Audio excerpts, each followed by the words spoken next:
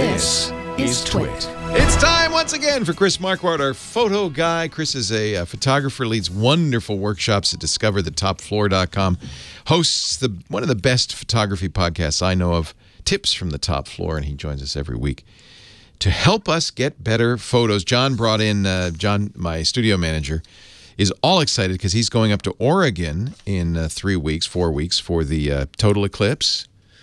And on the 21st. On the 21st, he's got all of the times and the angles and all of that stuff, so he knows exactly at 10:20:57 a.m.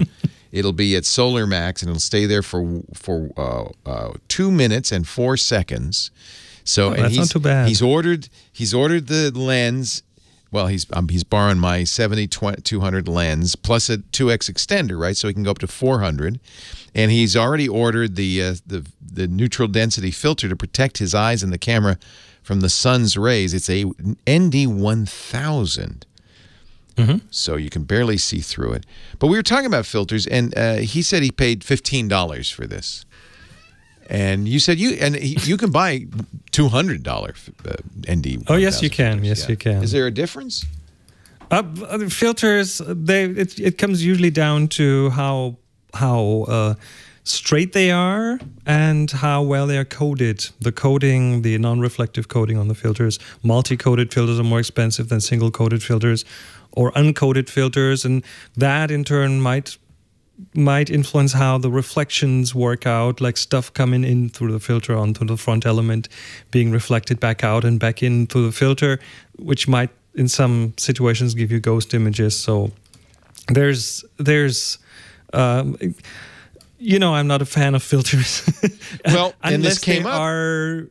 Unless they are like that filter. I mean, for the sun, you will need that ND filter. You will need to. You have to have a filter, right? You have to have a filter, and then it's always a question if that's a once in a lifetime kind of use. What are you going to do? Are you going to spend a lot of money or not?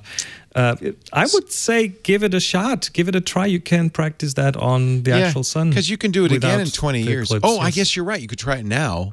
Before the you eclipse. should try it now and see if it comes out There's still a chance well, and then to get a new one. There's a good chance that might just be fine. So I give you another example. I have a very expensive point-and-shoot camera from Leica. It cost me thousands of dollars. The Leica Q. I love this. My baby. I love this camera. And when I bought it on the recommendation of a photo blogger, I bought a haze filter to protect the lens. Right. And now I'm looking at it, and I only paid $20 for this haze filter.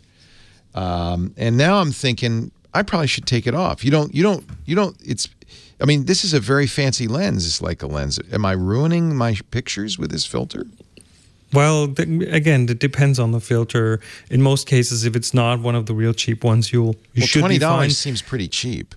But I'm usually the filters that I put on are in the range of $100 or more. Okay, so I'm taking it off. But then am I at risk of scratching the lens? That's why we always... I'm very unpopular for saying that I don't really recommend filters on the lens to protect them, but instead use a lens hood, which will keep a lot of stuff off the lens. If you scratch the front element of the lens, first of all, there's still a good chance you won't see the problem with that. And second, that can be repaired. And you can see, replaced, I do have a nice metal. This camera comes with a beautiful metal screw-on lens hood. And it's dinged the heck up all over it. I recommend a video that I found on YouTube a while ago by a photographer called Steve Perry, Perry. UV filters, do you need them or not? He has smashed a whole bunch of filters that he bought, a whole bunch of lenses, and looked at how much force do you need to smash a filter versus smashing a lens. His conclusion is very interesting, so I recommend people watch that to make up their own mind about if such a filter is important or not. Didn't mean to hijack your segment, but we were talking because Eclipse is coming, and I know people want to be prepared. Right? It is. Yeah. It is. This is a B&W MRC filter, which I'm told is a good quality filter. B&W. German product. Of course it's good. Yeah. It's got to be great. Great. So what do you want to talk about today? Well, I've just returned from a really exciting week. This is the once-a-year workshop that I hold in an old abbey in southern Germany. This time we were there with 27 people in the Danube Valley. And one of the things people do there that we kind of guide them through are projects, little photo projects that take the entire week. They will spend 5 days on these projects and then present them. And a few of those little projects I think are something that people can do at home. And so I want to run you through just 5 different of those projects, not from this week, but from other weeks. And I think they're really, really cool to kind of get your creative juices flowing. And so here are 5 of them. First of all, shoot the mundane. Find boring stuff in your backyard. Boring. That's what this is about. Find boring stuff in your backyard, around the house. Just stuff that doesn't look interesting, and try to make it look interesting. And do this on a regular basis, and you will become a better photographer. Second, shoot through things. Just stuff that you can look through. Maybe a pair of sunglasses or an orange Tic Tac box. Wonderful to play with. Or in winter, take a slab of ice and use that between your camera and what you're shooting. That will add a lot of interest to a photo.